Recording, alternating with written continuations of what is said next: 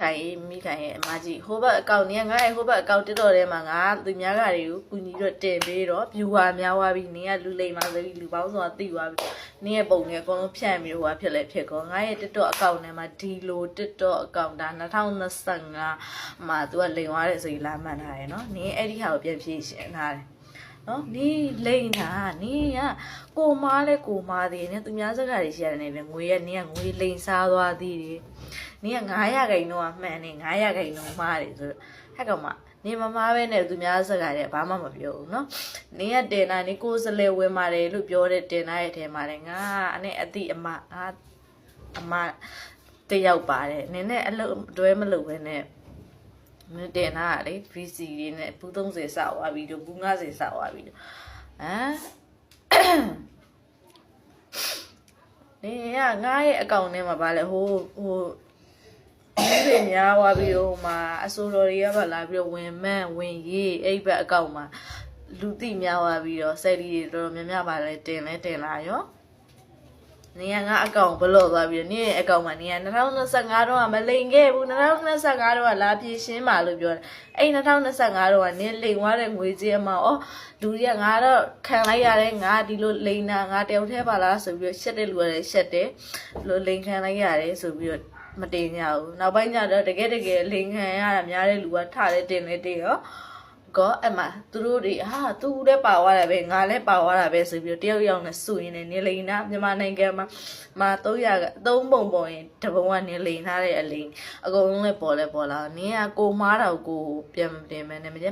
ရွှေတွေငွေတွေဝစ်ပြီးတော့လက်စွပ်ကြီးကာရွှေစိုးကြီးကာနဲ့သူများတွေရှေ့ငွေလိန်ပြီးတော့နေတင်ပြီးတော့ငါအကောင်နေနဲ့ငါနဲ့စကားတစ်ခေါက်တော့မပြောဘူးတဲ့ငါရဲ့အကောင်နေကဘလော့သွားတယ်ဟဲ့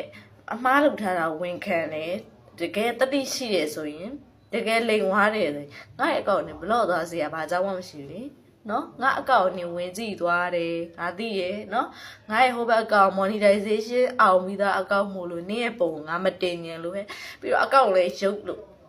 နော်မတင်တာအဲ့ဘက်အကောင့်နော်ငါ့ကိုအောက်မှာဒီလို comment နေငါ့ရဲ့အကောင့်တွေမှာလာပြီးတော့ငါအကောလို့အခုညီလာတောင်းနေလို့ငါတင်ပြီးတယ်နော်ဒါအဲ့လို comment တွေအများကြီးပဲရှိသေးရဲ့နော်အောက်မှာ comment နေနော်ဆိုတော့လေငါပြောထားတဲ့စကားတွေအချက်ကြလားမကြလားဆိုတာအဲ့ဒီထဲမှာအကုန်လုံး like ဒီ comment တွေဝင်ရှိတယ်သိလားနော်ငါရဲ့ comment တွေမှာ तू ပြောတဲ့2025မှာနေပြဖြည့်ရှင်းလာရဆိုနေမှန်နေဘလို့မဘလို့စရာမလိုကဲပြည်မျိုးမိမိခိုင်စီမှာငွေလိန်ခံပါသွားတဲ့လူတွေဒီအခုဗီဒီယိုအောက်မှာမှန်သွားကြသိလားဟိုဘက်ဗီဒီယိုဘက်မှာမှန်တာထဲဟိုဘက်ဗီဒီယိုမှာအဲ့ကောင်မှာကျမကိုဘလော့ထားတယ်ဟိုဘက်ဗီဒီယိုမှာမှန်တာကိုသူကမြင်တော့မို့ဒီဘက်အကောင့်မှာဗာမှန်ပြီးမို့နော်အခုပြောနေတဲ့အကောင့်မှာဗာမှန်ပြီးကြမဟုတ်ရင်လူတွေလိန်ခံရတာအများကြီးဆိုတာကိုဒီဘက်အကောင့်ကကြတော့ viewer နည်းနေတော့သိမှာမဟုတ်ဒါပေမဲ့ဒီဘက်အကောင့်မှာမသိဘူးမဘလော့ထားဟိုဘက်အကောင့်ကဘလော့သွားတယ်အဲကြောင့်မို့ဒီဘက်အကောင့်လည်းသူက900ခိုင်နှုန်းမဲ့သူလိန်တာကိုလိန်တာဟိုပေါ်တင်ဝင်မခံမဲနဲ့သူကစောက်ကြိုးကြီးနဲ့စောက်ရှက်လည်းမရှိဘူးကောင်မချက်ကျိုးနဲ့ရှက်ကျိုးနဲ့များမှားပြီးဖြတ်ထားတာမသိဘူးမွေးလာတဲ့အသေးလေးမွေးလာမှာလူပေါင်းစုံကလိန်ကကြစ်ကလိန်စင်းညံစင်ပြီးတော့စားပြီးတော့စောက်စင်မရှိတာကိုယ်စလဲမဝင်လာတဲ့လူတွေကိုလည်းကိုယ်စလဲဝင်နေစောက်စင်ရယူထားတဲ့ယောက်ျားယုတ်ကကြက်သိရီတုံးရုပ်ကိုယူထားပြီးတော့ဖာသေးဦးနဲ့ဟိုမိသားစုတွေကလည်းဟိုကိုနဲ့သက်ဆိုင်တဲ့လူလိန်ခံနေရတာကိုနဲ့သက်ဆိုင်တဲ့လူလိန်နေတာသိရတာနဲ့မိသားစုတွေကဟိုလူကမပတ်သက်ပါဘူးဒီလူကမပတ်သက်ပါဘူးပြောကောင်းမလိန်တော့မလေးမေးကိုပတ်စံဘလောက်လှမ်းပေးတာဘာညာနဲ့ဖုံးတော့နေဟိုဟာဖြစ်အဲ့ဒါရဲ့အကုန်လုံးကလိန်ငွေတွေကြီးပဲလေအခုချိန်ညမှာသူတို့နဲ့မပတ်သက်ပါဘူးသူဘာလို့ညာလို့နဲ့မိသားစုဝင်တွေကလည်းတရားမှပြန်ဖြေရှင်းလာတယ်တရားမှမတွေ့အောင်မအခုချိန်นี่ပတ်ပြေးနေဝင်ရှိသေးဟိုတက်ခုကန်နဲ့မပိုင်ပတ်ကုန်းနေရတာတက်ခုကန်နေရနေပြီးတော့လိန်ဝါတာငါစစချင်းနဲ့ငါသိတယ်ငါစစချင်းနဲ့ဟို 4,500နဲ့1,000ကျော်2,000 1,000ကျော်1,600ရောင်းနေတယ်စောက်စစ်မရှိကောင်မှာစောက်ကလေးကကြက်မှမှန်လို့သာသိတယ်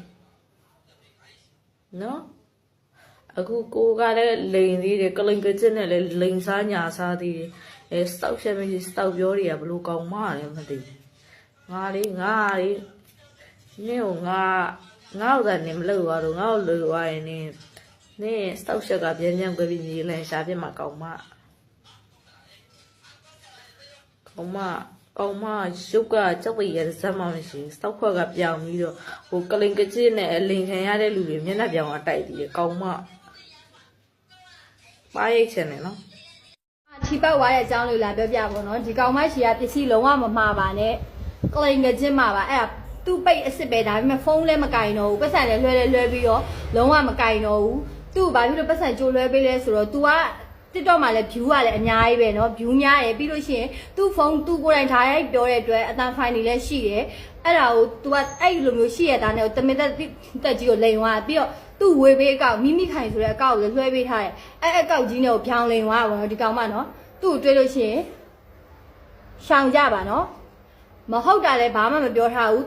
तू များတဲ့ကောင်လိန်ထားတဲ့အတွက်နောက်လူရဲ့လို့ဖြစ်မှာဆိုလို့2သိန်းနဲ့2,000ပါသွားတာဒါပေမဲ့2သိန်း2,000ကျမတို့ဘာမှမဖြစ်ပေမဲ့နောက်လူတွေတွေ့ကြလို့ရှိလို့ရှိရင်အဲ့လိုမျိုးခံရမှာဆိုလို့ပြောပြတာပါရှင်ဒီကောင်မကိုတွေ့လို့ရှိရင်ရှောင်ကြနော်ကိုင်ငယ်ချစ်မဖြစ်ကောင်မတကယ်တော့ပြောင်းလေပြောင်းစားဖုန်းခေါ်တာမှလုံးဝမကင်တော့ပတ်စံနဲ့လွှဲပြီးတော့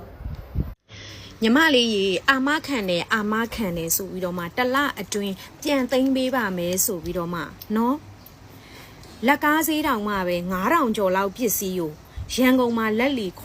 9,500ပစ္စည်းကိုဈေးနှစ်ဆတင်ပြီးတော့မှလက်ကားကို14,000နဲ့ပေးပြီးတော့အာမခံပါတဲ့အတုအစစ်ဆိုပြီးဂျင်းထည့်ပြီးတော့မှနော်ဒိုင်ကိုစလဲတွေအတင်းခေါ်ပြီးတော့မှဟိုဟာဖြစ်ပြီးတော့အဲ့လိုမျိုးတော့မလုတ်တင်ဘူးเนาะသိလားမလုတ်တင်ဘူးเนาะလွတ်ထားမယ်လို့မထင်နဲ့ရသလောက်ဖော်ထုတ်မှာပါเนาะတတိရှိတယ်ဆိုရင်ဓာတ်ရိုက်လာရှင်းမှာတဦးတယောက်စီဖြည့်ရှင်းမှာဒီလိုမျိုးကိုယ်စလဲလောကတွေဒိုင်လောကတွေကိုမဖြတ်စည်းပါနဲ့เนาะကိုယ်စလဲလောကဒိုင်လောကအောင်မဖြတ်စည်းပါနဲ့အာမခံတယ်တလအတွင်ပြန်သိမ်းပေးပါမယ်ဆိုတော့ message တက်သေးတွေရထားတယ်เนาะအဲ့တော့ကိုအဲ့လိုမျိုးအာမခံထားလို့ရှင်အာမခံတယ်ဆိုတဲ့စကားကိုနားလည်အောင်ရှင်လုပ်เนาะကိုယ်စလဲလောကဒိုင်လောကဖောင်နာလောကကိုပျက်စီးအောင်မလုပ်ပါနဲ့လို့အဲ့ညီမလေးကိုသတိပေးချင်ပါတယ်ရှင်တခါတည်းပြောလိုက်ပါမယ်နော်တခြားသောဖောင်နာတွေဝင်မပါဘူးဆိုတာကကိုချင်းစာစိတ်တစ်ခုရဲ့ထားလိုက်ပါဆိုပြီးတော့မှဝင်မပါကြတာနော်ကိုယ်စလဲလောက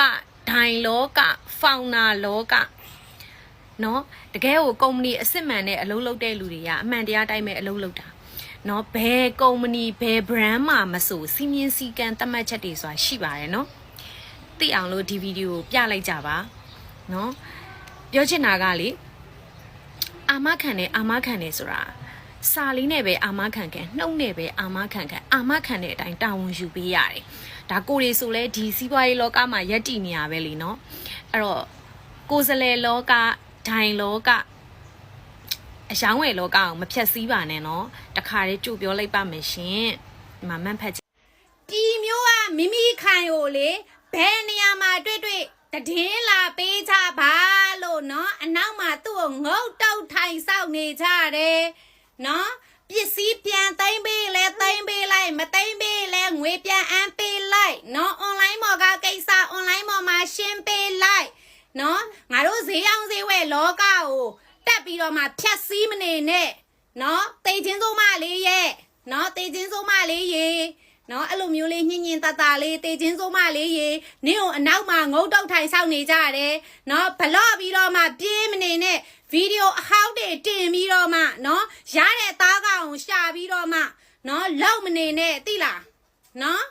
ဒီမှာနေမကောင်းတဲ့ကြားတစ်ဖက်ကလေးတွေတစ်ဖက်နဲ့နော်ပါသွားတဲ့ကလေးအမေတွေကိုချင်းစာလုံးမှုလို့တနေ့ကို2နာရီအချိန်ပေးပြီးတော့တင်မှာနော်ပြည်ရလူတွေလည်းတိတ်ခါကြတယ်တနေ့ကို2နာရီအချိန်ပေးပြီးတင်ပေးမှာနော်အဲ့ပြဿနာကိုသူတေးသေးချာချာမရှင်းမချင်းတနေ့ကို2နာရီတင်ပေးမှာ online ကနေဖြစ်တဲ့ပြဿနာအဲ့ဒီသရောင်းစားမလေးကို online ကနေတေချာရှင်းခိုင်းနော် online ငွေကြေးလိမ်လည်မှု နော် online အမျက်ကြီးစားမှုနော် online စာမျက်နှာပေါ်မှာလိမ်လည်မှုသူ့မှာ online license ရှိလားလို့မေးလိုက်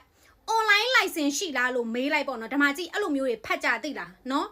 နေတိုင်းတင်ပေးမှာအကောက်ပြက်ရင်အသစ်အကောက်နဲ့တင်မယ်အကောက်ကဘန်းလို့ရှိရင်ထိမ့်မိတင်မယ်နော် hashtag ဘာမှာမိမိဝါသနာလို့ရိုက်ရှာလိုက်တာနဲ့ဒီလူလိမ်မရဲ့စောက်ခွက်ပေါ်နေရမယ်နော်တခြားလူတွေမခံရအောင်လို့နော်တခြားလူတွေမခံရအောင်လို့ကိုတင်မှာတနေ့ကို2 နာရီအချိန်ပေးပြီးတင်ပေးမယ်နော်တကယ်ဆိုလို့ရှိရင် तू ဒီ online ပေါ်မှာဖြစ်တဲ့ပြဿနာ तू online ပေါ်မှာတရားဝင်ဖြေရှင်းရမှာပတ်ပြေးနေဒိုင်ကြီးတွေအများများနေလို့ရှိရင်ဒိုင်ကြီးစင်း list လေးချပေးပါအောင်ရှင်ဒါမှမဟုတ်လို့ရှိရင်ကိုယ်စလဲဝင်ကျင်လို့ဘာလို့ဘလို့တာလဲ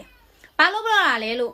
အားသာချက်5ချက်နဲ့စာချုပ်စာတမ်းနဲ့ဝင်မယ်လေအပြင်မှာလူချင်းတွေ့ပြီးတော့မှလာဝင်မယ်လေစီးပွားရေးလောက်တာပါလေအပြင်မှာတွေ့ပြီးတော့မှမတိုင်မင်ရတော့ဘူးလားမမှန်ကန်လို့လားမှန်ကန်တယ်ဆိုလို့ရှိရင်လိပ်စာအတိအကျတင်ပေးလေချပြလေ online ပေါ်မှာပြောင်းလိန်ပြောင်းစားမလုပ်ကြဘူးเนาะပြောင်းလိန်ပြောင်းစားမလုပ်ကြဘူးမျက်နှာပြောင်မတိုက်ရဘူးတိလားเนาะတစ်ဖက်မှာခံထားရတဲ့လူတွေကိုနည်းနည်းပါကိုချင်းစာစိတ်မွေးပါเนาะနည်းနည်းပါကိုချင်းစာစိတ်မေးပါเนาะမဆိုင်ရင်ဝင်မပါနဲ့လို့မပြောနဲ့เนาะ public နဲ့တင်လို့ရှိရင်အများဆိုင်လို့မို့လို့ဝင်ပါတာရှင်းတယ်เนาะဘာလို့ဘလော့ဝါလဲပြောဘာလို့ဘလော့ဝါလဲတတိမရှိဘူးလားတတိမရှိဘူးလားမှန်ကန်တယ်ဆိုလို့ရှိရင်တတိရှိချပြစမ်းပါဘာမှလည်းနေ့ရဲ့ဒိုင်းနေအများကြီးဆိုတာဒိုင်း list တွေချပြစမ်းပါပိုက်ဘောမိထားတဲ့ဒိုင်းတွေကိုများဘလော့ရတဲ့အကြောင်းလေးကိုတွားမေးပေးကြပါအောင်ရှင်ဘာလို့ဘလော့တာလဲလို့ကိုလိပ်ပြကိုမလုံဘူးလားလူဆိုတာလေစီးပွားရေးတစ်ခုလုပ်တယ်ဆိုလို့ရှိရင်ကိုလိပ်ပြကိုလုံနေဆိုလို့ရှိရင်အချက်လက်ပေါ်တင်ကြနာနာချပြရတယ်နော်သားကောင်ရှာပြီးတော့မှဂျင်းမထဲ့နဲ့ဖေမချနဲ့နော်မစော်နဲ့အမျက်ကြီးမစားနဲ့တခါတည်းပြောလိုက်မယ်နော်ကိုဆောက်စင်ကိုတိနော်ကိုဆောက်စင်ကိုတိဘာလို့ဘလော့တာလဲဘလော့တဲ့အကြောင်းလေးတွားမေးပေးကြပါအောင်လို့နော်ဘာလဲမမှန်ကန်ဘူးလားဒိုင်ကြီးစင်း list တွေကမမှန်ကန်ဘူးလားစင်း list တွေမှန်တယ်ဆိုလို့ရှိရင်ချပြလိုက်လေဘာလို့ပတ်ပြေးနေရလဲဘလော့ပြီးတော့မှပတ်ပြေးနေရစောက်ရှက်မရှိဘူးလားစောက်ရှက်တပြားတစ်ချက်မှတော့တန်မိုးမရှိလို့မို့လို့ငါ official မှာတော့မတင်တာရှင်းလားနော်စက်တီတုံးတဲ့ကောင်မနော်ဝစ်လေအောင်မှာကြည့်နေဝစ်လေအောင်မှာအဲ့ကောင်မစက်တီတုံးခံရတဲ့သူတွေအများစုကကြတော့ကြောက်ကြတယ်ရှက်ကြတယ်အဲ့တော့လေအခုဖြစ်စဉ်ကိုကြည့်ပြီးတော့မှလေတချို့သောသူတွေเนาะဒီဗီဒီယိုကိုမြင်နေဆိုလို့ရှိရင်ဘူးတုဒအနေနဲ့မှတ်သားသွားကြပါဘယ်တော့မှမရှက်ပါနဲ့ဘယ်တော့မှမကြောက်ပါနဲ့เนาะရှက်တာတွေကြောက်တာတွေဆိုတာအတုံးမဝင်ဘူးเนาะအဲ့တော့သူများတကဂျင်းအထက်မခံကျင်လို့ရှိရင်ကိုကတိအောင်တက်အောင်လို့လေ့လာဘူးတုဒတစ်ခုအနေနဲ့လေ့လာစီးပွားရေးလုတ်တီဖြစ်စေမလုတ်တီဖြစ်စေပေါ့เนาะဂျင်းအထက်လည်းမခံနဲ့เนาะအခုခေတ်မှာလေဘယ်ကနေခောက်ရှာဘူးတုဒဆိုတာလေ့လာလို့လွယ်မလွယ်နော်ဟိုပြောမဲ့ဆိုရင်ဘလို့ဖြစ်လဲဆိုခံရတဲ့သူတွေကရှက်ကြောက်ပြီးတော့မှလိန်လေလှဲ့ဖြားတဲ့သူကမရှက်မကြောက်နဲ့စောက်ရှက်မရှိဘဲနဲ့မှစောက်ခွက်ကြီးနဲ့အိုးဖြီးပြပြုံးပြဟာလားရွှေတွေပြူးတူပြဲတက်ပတ်စံတွေချပြနဲ့အမလေးလှုပ်ပြနေတာနော်ယွန်မို့ကောင်းလိုက်တာဆိုတာစက်သေးကိုတုံရောပဲထက်တူကြလို့လိပ်စာအတိကြလေးတောင်းတဲ့ဟာကိုကလိန်ကကြစ်မဘလော့သွားတယ်တော့ဟဲအန်အိုးစရာကြီးအောက်တန်းစားမကလိန်ကကြစ်မမျက်နှာပြောင်တိုက်တဲ့ဟာမနော်ငခုံးမတစ်ကောင်ကြောင့်တလေလုံးပုတ်တယ်အဲ့လိုမျိုး online shop အလိန်အနေနဲ့စီးပွားရေးလုပ်လို့ရှိရင်အမှန်တကယ်လုပ်တဲ့လုပ်ငန်းတွေကထိခိုက်နစ်နာတယ်နော်လူဘာဝချက်ကတော့လေလက်လံနေသိလားနော်ဘဝတုဒ္ဒရေလေတော်တော်ရတယ်နော်ခံလိုက်ရတဲ့သူတွေအတွက်လည်းစိတ်မကောင်းဘူးအဲ့တော့နောက်လူတွေရှိလို့ရှိရင်စင်ကျင်ကြနော်အဲ့ဒီကောင်မနဲ့မပတ်သက်မိအောင်နေကြနော်သွားလဲမဝယ်နဲ့သွားလဲဒိုင်မဝင်နဲ့သွားလဲကိုယ်စလဲမဝင်နဲ့နော်သူရောင်းသမျှဘာမှအားမပေးနဲ့အဲ့လိုဒဲဆော်မှာ